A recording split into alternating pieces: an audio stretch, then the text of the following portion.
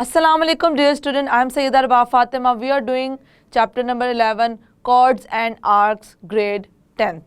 Today we are going to prove converse of the theorem 1. So let's move towards the light board. Yes student, आज जो हम theorem basically prove करने जा रहे हैं वो theorem 2 है और वो converse है theorem 1 का. हम कई ऐसे थ्योरम देख चुके हैं स्टूडेंट जो एक दूसरे का कन्वर्स होते हैं. तो हमने देखा हुआ है कि कन्वर्स का क्या मतलब है कि जो इन्फॉर्मेशन हमें एक थ्योरम में गिवन होती है दूसरे थ्योरम में हम उसे क्योंकि प्रूव कर रहे हैं तो हम उसे कह देते हैं कि वो क्या है, एक दूसरे का कन्वर्स है. तो हमने लास्ट थ्योरम में हमने क्या देखा था, लास्ट थ्योरम में हमें गिवन था कि आर्क्स जो थी हमने बात की थी एक सर्कल हम अगर लें या हम बात करें दो कॉन्ग्रुएंट सर्कल के अकॉर्डिंगली. तो अगर एक सर्कल लेंगे तो वहाँ उसमें दो इक्वल आर्क्स जो हमने ली थी और अगर हम बात करेंगे टू कॉन्ग्रुएंट सर्कल्स की तो हमने लिए थे वहाँ पे टू इक्वल आर्क्स. और हमने कहा था कि हमने बेसिकली प्रूफ किया था कि उसके कॉरेस्पॉन्डिंग जो कॉर्ड्स थी वो क्या प्रूफ की थी कि आपस में कॉन्ग्रुएंट थी या इक्वल थी. अब यहाँ पे हम स्टेटमेंट को रीड करते हैं और देखते हैं हमें गिवन क्या. ऑब्वियसली यहाँ पे कॉर्ड हमें गिवन है कि वो हमारे पास इक्वल है या कॉन्ग्रुएंट है. हमने क्या प्रूफ करना है, हमने आर्क्स को प्रूफ करना है कि वो आपस में क्या है, इक्वल है या है कॉन्ग्रुएंट.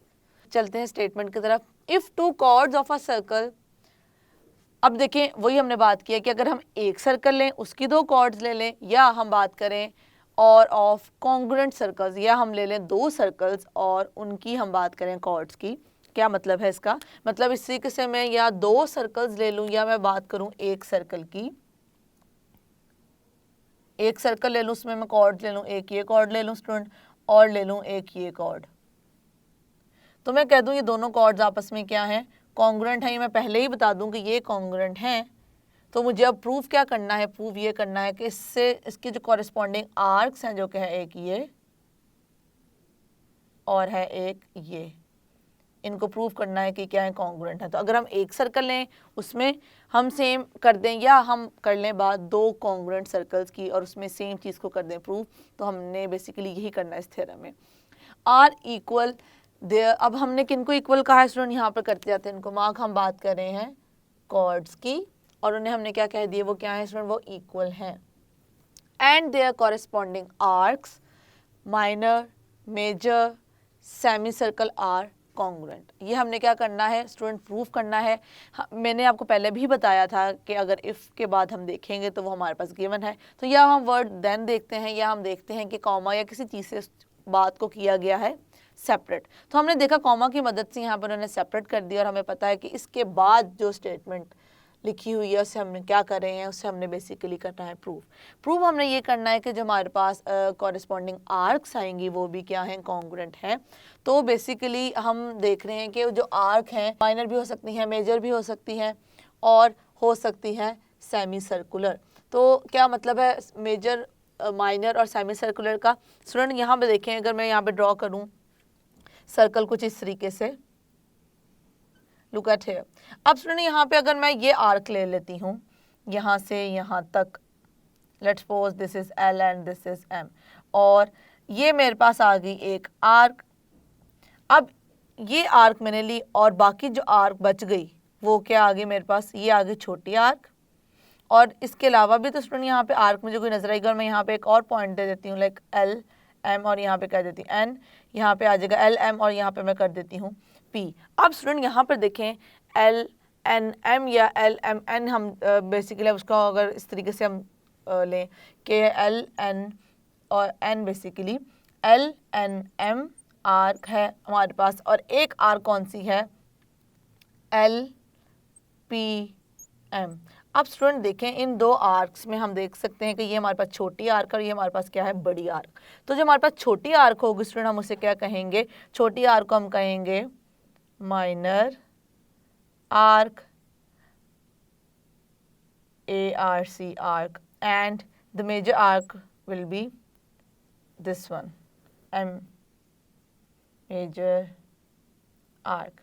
अब स्टूडेंट हमारे पास क्या आ गई, ये आ गई है माइनर आर्क और ये क्या आ गई है, मेजर आर्क. तो उन्होंने कहा है कि हमारी आर्क कोई भी हो सकती है, माइनर हो सकती है, मेजर. और अगर मैं यहाँ पे कॉर्ड ड्रॉ कर दूँ कुछ इस तरीके से तो बेसिकली हमें पता चल जाएगा कि हम कॉर्ड से रिलेट करके जो आर्क को कर रहे हैं डिस्कस, वो माइनर भी हो सकती है दिस वन और वो क्या हो सकती है, मेजर भी हो सकती है जो कि हम देख रहे हैं ये एरिया इस आर्क के अंडर और ये एरिया इस आर्क और इस कॉर्ड के अंडर है। अच्छा, एक उन्होंने कहा था माइनर, एक कहा था मेजर और दूसरा क्या कहा था सेमी सर्कल। तो सेमी सर्कुलर का क्या मतलब है कि हमें पता है सेमी सर्कल क्या होता है स्टूडेंट, एक हमारा पूरा कंप्लीट सर्कल होता है, उसको मैं अगर हाफ कर दूं जस्ट लाइक दिस, मैं इस तरीके से इसको ड्रॉ कर दूं हाफ, इसका ऊपर वाला पोर्शन भी ऑब्वियसली होगा। तो ये मेरे पास जो ऐसी आर्क जो कि बेसिकली हाफ हो पूरे सर्कल का, उसे हम क्या कहेंगे, सेमी सर्कुलर। तो उन्होंने कहा यह है कि जिन आर्क्स को बेसिकली आपने प्रूव करना है कि आपस में कॉन्ग्रुएंट हैं, वो इन तीनों में से कोई भी ऑप्शन हो सकता है, या वो हो सकता है ये वाला, या वो हो सकता है ये, या ये भी हो सकता है। तो इससे कोई फ़र्क नहीं पड़ता, ये हमारा इससे कोई कंसर्न नहीं है कि हम किस टाइप की आर्क को लेकर चल रहे हैं, बस हमने प्रूव ये करना है कि दोनों आर्क्स क्या हैं, आपस में कॉन्ग्रुएंट हैं। अब स्टूडेंट ये जो दूसरी स्टेटमेंट है बिल्कुल ऑलमोस्ट उसी बात को उन्होंने फिर से एक्सप्लेन किया है। इन इक्वल सर्कल और इन द सेम सर्कल, वही बात है कि अगर हम दो सर्कल्स ले लें या एक सर्कल पे इस बात को डिस्कस करें, एक पे किस तरह करेंगे मैंने एक्सप्लेन कर दिया। If two chords are equal, और हमने क्या किया है, सर्कल्स को लिया है इक्वल और उनकी कॉर्ड्स को भी क्या ले लिया स्टूडेंट, इक्वल। दे कट ऑफ इक्वल आर्क्स, उनसे जो आर्क्स हमारे पास आएंगी स्टूडेंट वो क्या होंगी, इक्वल होंगी। तो ये हमारे पास जो दो स्टेटमेंट्स हैं बेसिकली एक बात को ही यहाँ पर कहा गया है। तो इस तरीके से भी इस चीज़ को पूछा जा सकता है और इस तरीके से भी पूछा जा सकता है, लेकिन यहाँ पे हमारे पास पूरी एक यहाँ से लेके यहाँ तक है ये स्टेटमेंट। अब हम स्टार्ट करते हैं गिवन से और इसको करते हैं प्रूफ। तो गिवन में हम मेंशन कर देंगे हमारे पास टू सर्कल्स हैं और यहाँ पे हम आर्क की जगह क्या लिखेंगे कि हमारे पास क्या इक्वल है, यहाँ पर हमारे पास कॉर्ड्स इक्वल हैं students. So I am going to write given over here. ये स्टूडेंट अब हमारे पास क्या है, दो सर्कल्स, उनको मैं करने लगी हूँ यहाँ पे मेंशन ABCD एंड क्योंकि इन सब पे प्राइम है तो हम यहाँ पे इस तरह से लिख देंगे A prime, B prime, C prime and D prime are two congruent circles with centers O and O prime. इनके सेंटर्स क्या है हमारे पास स्टूडेंट, O और O प्राइम है। और इसके अलावा हम इसके साथ मेंशन करते हैं रिस्पेक्टिवली, इसका ये है इसका ये है, ये बताने के लिए कि तरतीब क्या है हम यहाँ पर मेंशन कर देंगे रिस्पेक्टिवली। ओके और इसके अलावा हमारे पास क्या है, हम कॉर्ड्स के बारे में मेंशन कर देंगे सो दैट अब हमारे पास कौन कौन सी कॉर्ड इक्वल है, ये वाली और ये वाली, इसको मैंने करने लगी हूँ यहाँ पर mention. So that chord major AC equals to major A prime C prime. ये स्टूडेंट मैंने यहाँ पर मेंशन कर दिया कि मेरे पास कौन सी जो हैं कॉर्ड्स वो हैं इक्वल। अब मैं राइट करने लगी हूँ कि मुझे क्या करना है, प्रूफ टू प्रूव। सो मुझे यहाँ पे क्या प्रूफ करना है, मुझे प्रूफ करना है आर्क्स को आपस में इक्वल मेजर ADC जो कि बेसिकली कॉरेस्पॉन्डिंग आर्क्स हैं। हम कॉरेस्पॉन्डिंग वर्ड को हम लास्ट थ्योरम में भी समझते हुए आए हैं कि इस कॉर्ड के लिहाज से हमने देखना है। ये जो हमारे पास दोनों कॉर्ड्स हैं ADC equals to A prime D prime and C prime arc like this. ये हमें क्या करना है स्टूडेंट, प्रूफ करना है। अब मैं मेंशन कर देती हूँ कि हमने कंस्ट्रक्शन क्या किया। कंस्ट्रक्शन बेसिकली हमने वही की है कि हमने सेंटर के साथ दोनों जो हमारे पास एंड पॉइंट्स थे कॉर्ड के उनको कर दिया है ज्वाइन और हमारे पास आ गए हैं दो ट्रायंगल्स। तो यहाँ पे मैं इसको लिखने लगी हूँ कंस्ट्रक्शन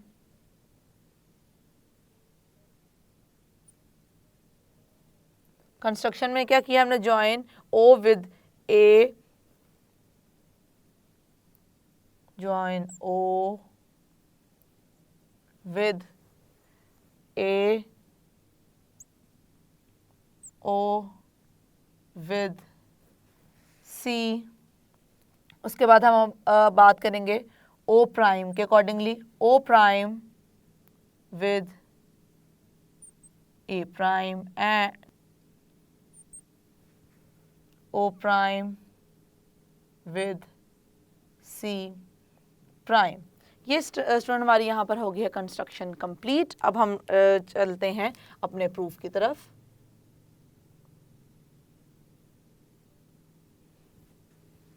स्टेटमेंट्स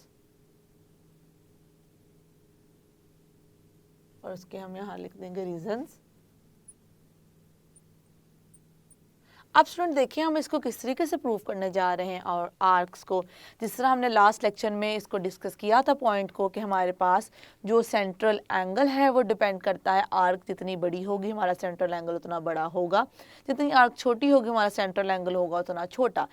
इस चीज़ को हम इस तरीके से भी देख सकते हैं कि अगर हमारे पास एक सर्कल है और उसका हम देख रहे हैं सेंट्रल एंगल, तो सेंट्रल एंगल छोटा है तो आर्क होगी छोटी, सेंट्रल एंगल बड़ा है तो हमारे पास आर्क होगी बड़ी। इसका मतलब है कि हमने क्या देखा कि हमारा जो बेसिकली आर्क डिपेंड करती है सेंट्रल एंगल पे और सेंट्रल एंगल डिपेंड करता है आर्क पे। तो हमने लास्ट बात की थी आर्क से आर्क को यूज़ करके सेंट्रल एंगल पे बात की थी। अब हम करने लगे हैं सेंट्रल एंगल को यूज़ करते हुए किस पे बात, आर्क पे करेंगे बात। जैसे कि अगर मैं यहाँ पर एक सर्कल ड्रॉ करके आपको दिखाऊं स्टूडेंट, इस तरीके से ये आ गया उसका सेंटर, और अब देखें हमारे पास एक ये आ गई, ये आर्क आ गई यहाँ से यहाँ तक, उसके बाद एक आर्क आ गई यहाँ पे, यहाँ से यहाँ तक, और एक कुछ आर्क आ गई यहाँ पे, और ये हमारे पास सारे जो एंगल्स हैं बन रहे हैं सेंटर के अकॉर्डिंगली, तो हमने कर दिया है मेंशन। अब मैं किस तरीके से इसको रिलेट करूँगी कि मैं बेसिकली यहाँ पे जो एंगल्स हैं और वो क्या है सेंट्रल एंगल्स हैं, उनको प्रूव कर दूँगी कि वो इक्वल हैं। जैसे central angle student equal prove होंगे तो हम कह सकते हैं कि क्योंकि हमारे पास सर्कल्स भी इक्वल हैं और सर्कल्स जो कि हमारे इक्वल हैं और उन पे जो एंगल बन रहे हैं सेंट्रल एंगल वो भी इक्वल हैं, तो बेसिकली सेंट्रल एंगल हमारे बन रहे हैं आर्क के अकॉर्डिंगली, तो हमारे उसके जो हमारे पास कॉरेस्पॉन्डिंग आर्क्स होंगी वो भी क्या होंगी, हमारे पास इक्वल होंगी।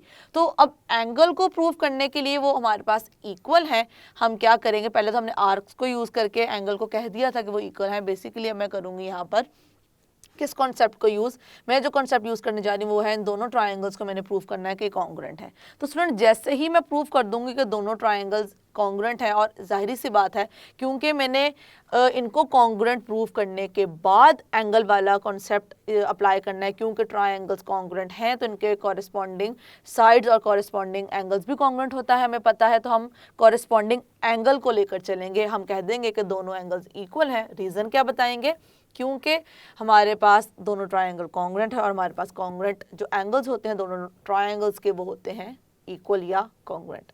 तो इस हमने ये काम करना है, ट्रायंगल्स को कॉन्ग्रुएंट प्रूव करने के बाद एंगल पे बात करेंगे, फिर हम आर्क को प्रूव करेंगे। तो इसका मतलब ये है कि मुझे जब दोनों ट्रायंगल्स को कॉन्ग्रुएंट प्रूव करना है, मैं ऐसा कोई भी रिजल्ट यूज़ नहीं कर सकती कॉन्ग्रुएंट ट्रायंगल्स का जिसमें मेरे पास एंगल इंक्लूडेड हो, कॉन्ग्रुएंट मतलब किसी एक साइड या एंगल को प्रूव करते हुए।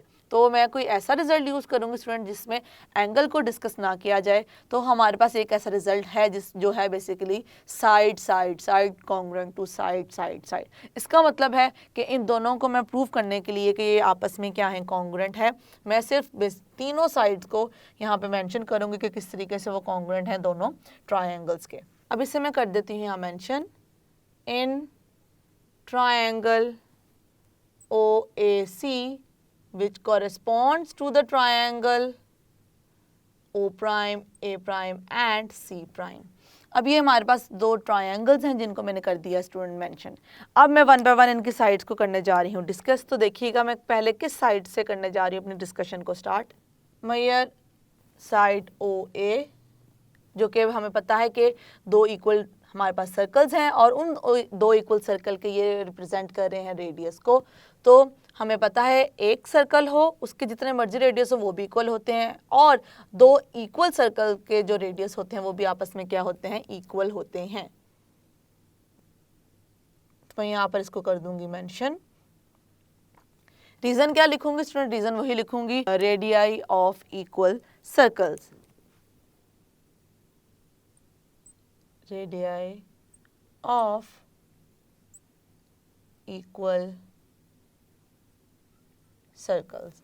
ओके, उसके बाद देखें हमारे पास जो बाकी लेंथ है उनको हम कॉर्ड तो हमें ऑलरेडी गिवन है कि ये क्या है, हमारे पास इक्वल है, और हमारे पास ये OC और O प्राइम C प्राइम पे भी सेम यही वाला कॉन्सेप्ट हम करेंगे अप्लाई। तो मैं यहाँ पर मेंशन कर दूंगी कि मेरे पास है O सी इक्वल है ओ प्राइम सी प्राइम के। रीजन क्या है, सेम रीजन आ जाएगा यहाँ पे, radii of equal circles, of equal circles. अब लास्ट में हमें जो कि गिवन है उस कॉर्ड को कर देंगे यहाँ पर राइट, उसकी लेंथ को basically A C equals to A prime C prime. और रीज़न क्या लिखेंगे, हमें ये क्या था यहाँ पर, इस क्वेश्चन हमें स्टेटमेंट में ऑलरेडी ये बात गिवन थी। अब देखें स्टूडेंट, जैसे कि मैंने कहा था हम साइड रिजल्ट को यूज़ कर रहे हैं। तीनों साइड जो बेसिकली कॉरेस्पॉन्डिंग साइड्स है मैंने प्रूव कर दी है आपस में इक्वल है। ये इसके इक्वल है, ये इसके इक्वल है और ये है इसके इक्वल। तो मैं यहाँ पे लिख सकती हूँ कि दोनों जो ट्रायंगल्स हैं हमारे पास वो क्या हैं, कॉन्ग्रुएंट हैं। तो उसको मैं यहाँ पर करने जा रही हूँ right. Therefore triangle OAC congruent to triangle O prime A prime and C prime. Result क्या है हमारे पास, कौन सा रिजल्ट हमने यूज़ किया है, side side side congruent to side side side. अब जैसे कि हमने प्रूफ कर दिया है कि दोनों ट्रायंगल्स आपस में कॉन्ग्रुएंट हैं, तो अब मैं जाहिर सी बात है इसके एंगल पे बात कर सकती हूँ, क्योंकि ये दोनों क्या हैं, कॉरेस्पॉन्डिंग एंगल्स हैं किनके, कॉन्ग्रुएंट ट्रायंगल्स के। तो ये भी होंगे कॉन्ग्रुएंट या ये भी होंगे इक्वल। अब इसी चीज़ को मैं यहाँ पर करने जा रही हूँ राइट, कि इससे हम क्या राइट कर सकते हैं, which implies that measure angle AOC angle equal है किसके, A prime O prime C prime के।